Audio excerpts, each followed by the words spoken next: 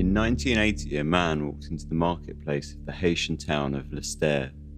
He approached a woman and greeted her warmly, introducing himself by his boyhood nickname. The man and woman were in fact family, but the woman simply stared back at him in shock. As word sped through the marketplace of the man's arrival, panic and commotion began to stir the humid Haitian air. The man's name was CLAIRVIUS NARCISSE, and he was well known in Leicester. To his dismay, he found that his warm greeting was not returned. This should not have struck him as such a surprise, as CLAIRVIUS NARCISSE had died and been buried in Leicester Cemetery 18 years prior. This is Dark Histories, where the facts are worse than fiction.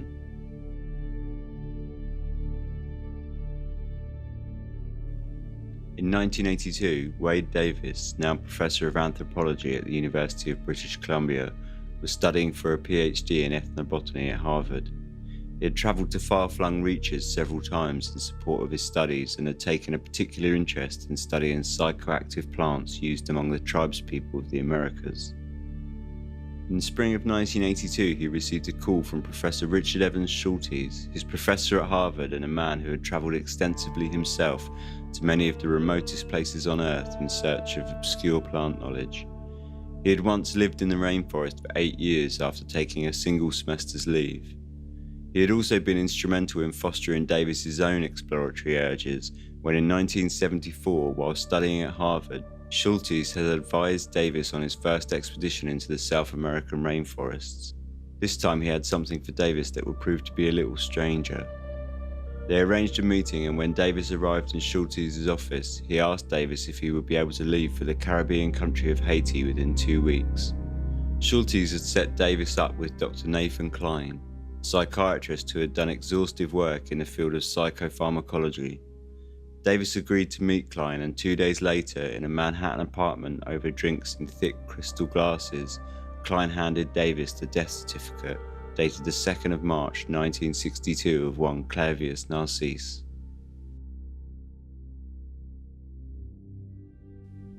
CLAIRVIUS NARCISSE lived in the village of Leicester, Haiti, where he was born in 1922.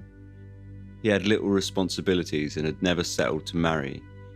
He had nevertheless taken to several women around Leicester, fathering children with several, while stepping aside the responsibilities both financial and parental.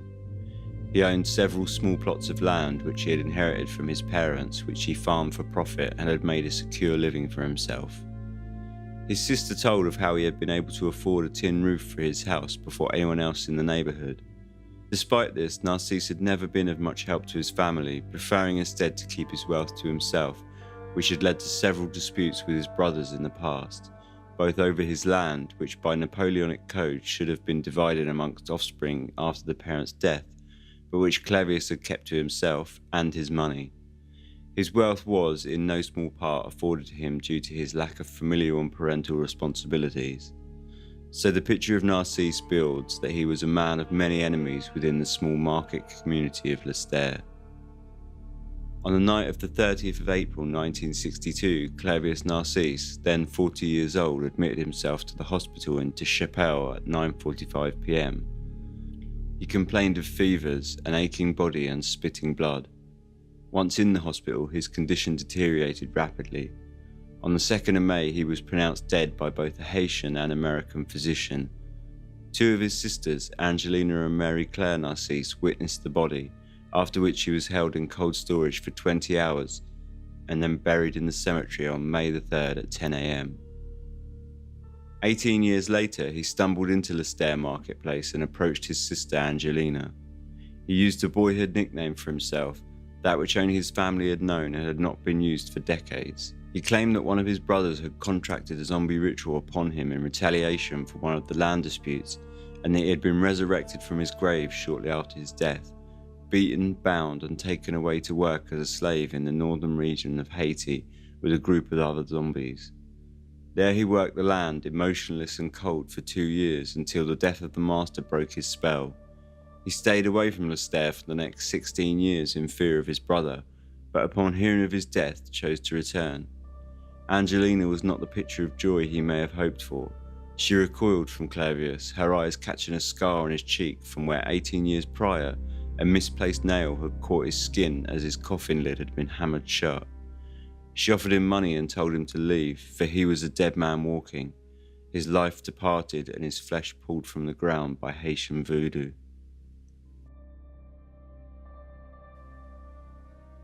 In 1789, Haiti was under colonial rule by the French Empire and named Saint-Domingue. It produced 40% of the sugar and 60% of the coffee that was consumed throughout all of Europe at the time.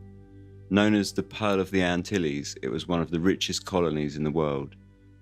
Needless to say, it was built and supported on the back of black slavery, and it's estimated that the French brought in around 790,000 African slaves between the years of 1783 to 1791. This accounted for 1/3 of the entire Atlantic slave trade. These people, torn from their homes, brought their traditions of their homeland with them, one of which, despite French efforts to force Catholicism upon the slaves, was the religion of African voodoo.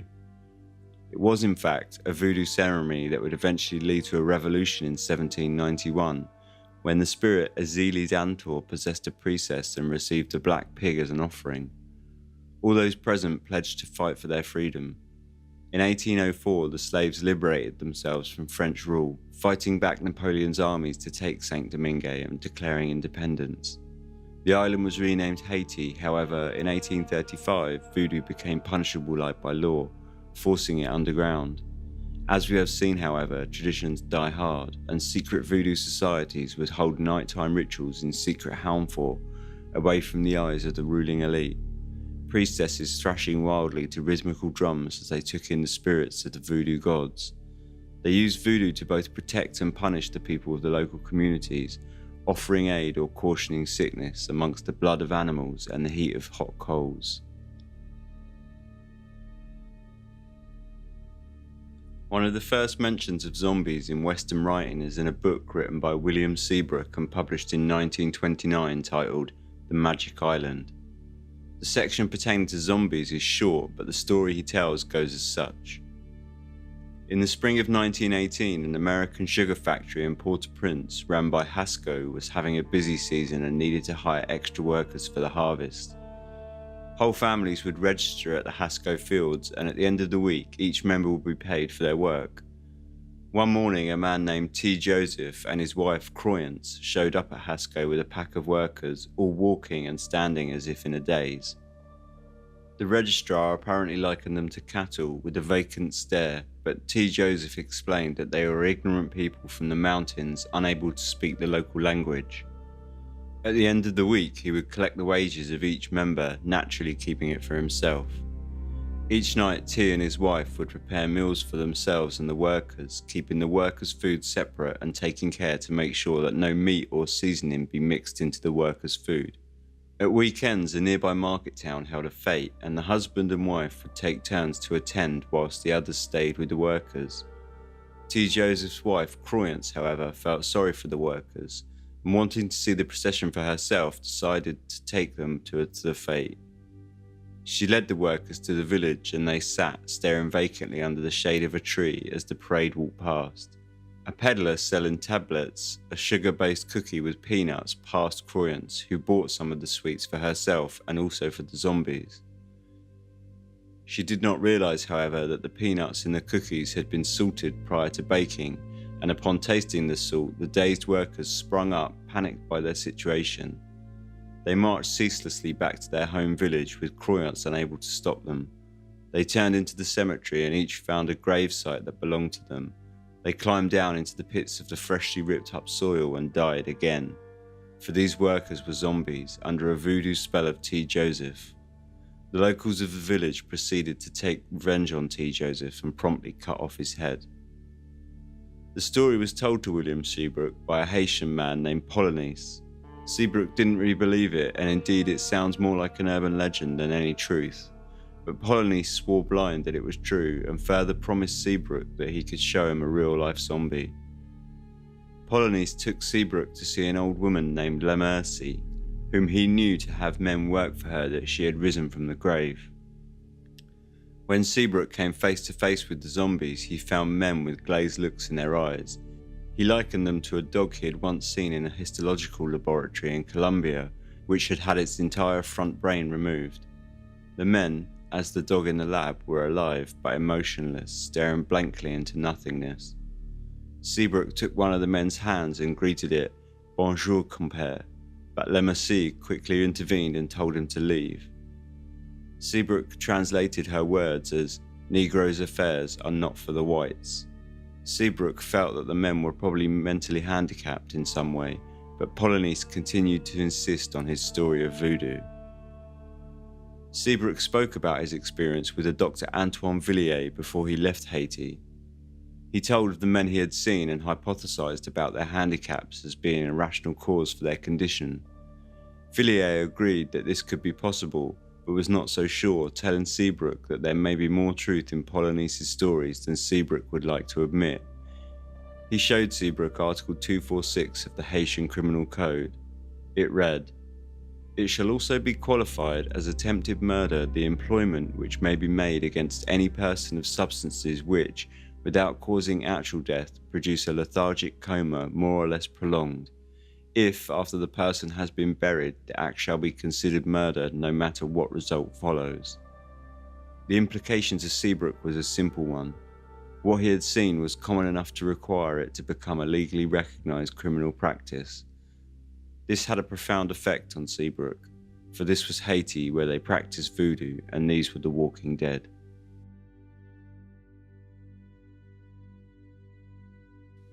Wade Davis had spent time before travelling to Haiti hypothesising on a rational explanation for the apparent zombification of CLAIRVIUS narcisse.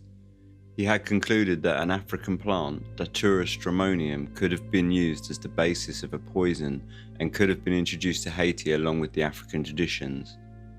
Datura stramonium could be used in a concoction that, when rubbed on the skin, would have a variety of effects, including hallucinations, delusions, confusion, disorientation, and amnesia. In large doses, it could fell a human into a numb stupor or even result in death. When Davis arrived in Haiti, he first met with Max Beauvoir. Beauvoir was a renowned authority on Haitian voodoo, and he warned Davis that he would be looking for the zombie poison for some time, as it was not a poison which made a zombie, but a bakor, a voodoo priest. He invited him to witness one of his commercial voodoo ceremonies later that night.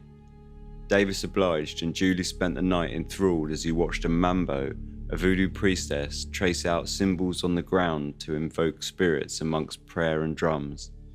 An initiate of the temple, a houndsie, thrashed about, dancing wildly until the spirit arrived, possessing her, whereby she began to careen around the floor of the temple, chewed glass, sacrificed a dove by breaking its wings and biting its throat out.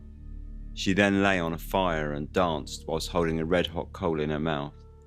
When the drums stopped, the spirits left, and Davis had been given a vivid introduction to Haitian voodoo. Davis next met with CLAIRVIUS narcisse. Narcisse vividly told Davis of his experience of death, of lying in hospital aware of his family next to him whilst he was presumed dead, of being buried and of how a nail hammered into the lid of the coffin that pierced his cheek, and of being called out of the ground by a voodoo priest, beaten, bound, and taken away to work as a slave. He was conscious the entire time, but not living. He assured Davis that throughout the ordeal he was very much a dead man. Narcisse knew what he had become, but was powerless to stop it. "The bakor had my soul," he said. Davis spent the next day exploring Haiti and trying to find any trace of Datura stramonium. He found none.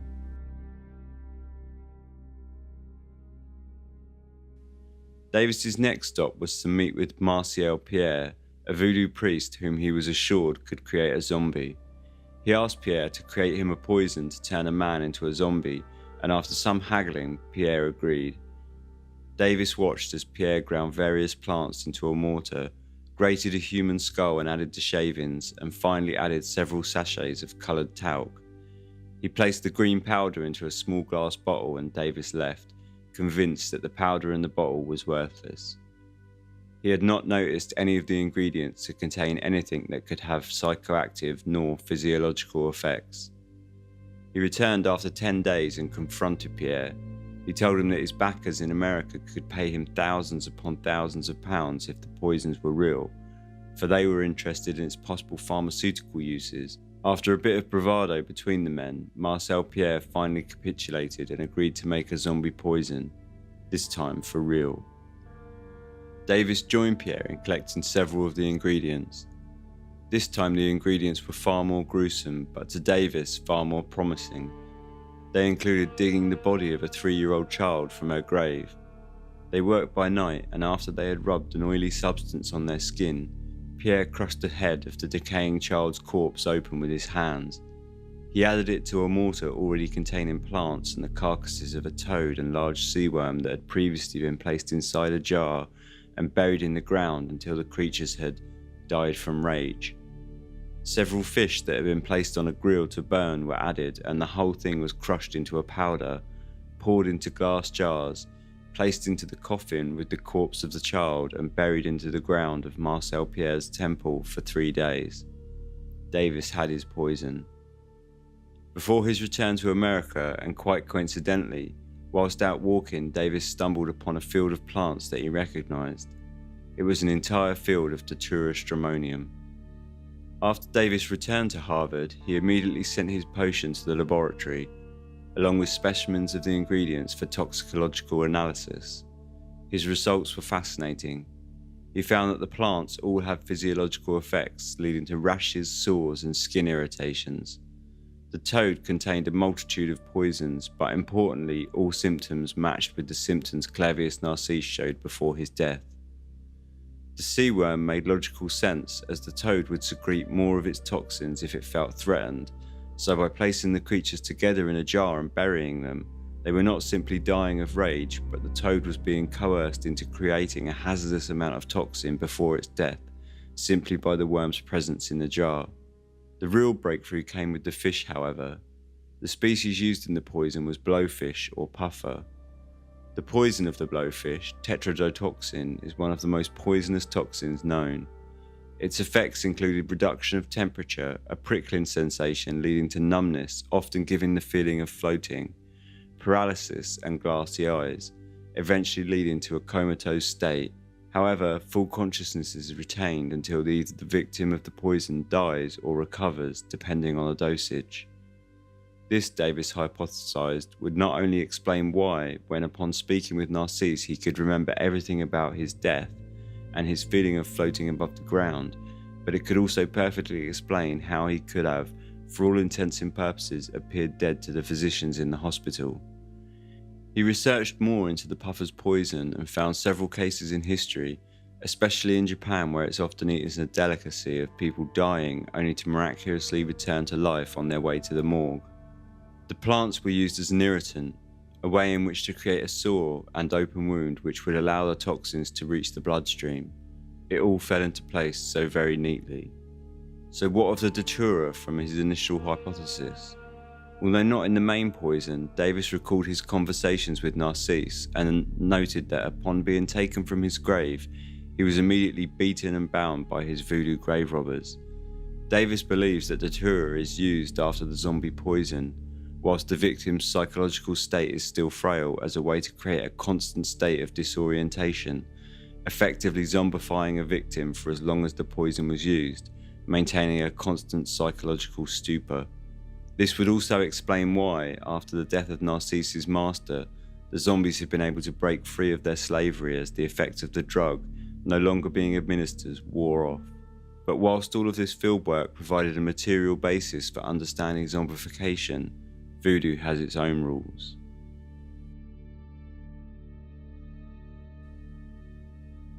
Now that Davis had a grasp on the practicalities of zombification, he was driven to understand the meaning, and through his research discovered the Bazango, a secret voodoo society that traced a lineage of rites and rituals descending from the hidden groups of escaped slaves during colonial French rule. These groups of men and women, enacting out their cultural traditions in the mountains, would eventually form militia that played a forefront role in the fighting of the rebellion. Now these traditions survived as secret religious sects, meeting in shadowy temples during the black of night, submitting offerings into coffins lit by firelight as drums rattle and priests sing. The Bazango both protect their communities and enact measures of judgment. As Davis was told directly during his time on Haiti, The Bizango can be sweet as honey and bitter as bile. CLAIRVIUS Narcisse himself told Davis vaguely of a tribunal and judgment prior to his death and being pulled from his grave. Zombification is something of a form of capital punishment from the Bizango. Narcisse knew he had wronged the community and understood his punishment in the context of voodoo. He accepted his fate as a zombie, and as voodoo dictates, he had become the walking dead. Until next time, thanks for watching. Please like, subscribe, and sleep tight.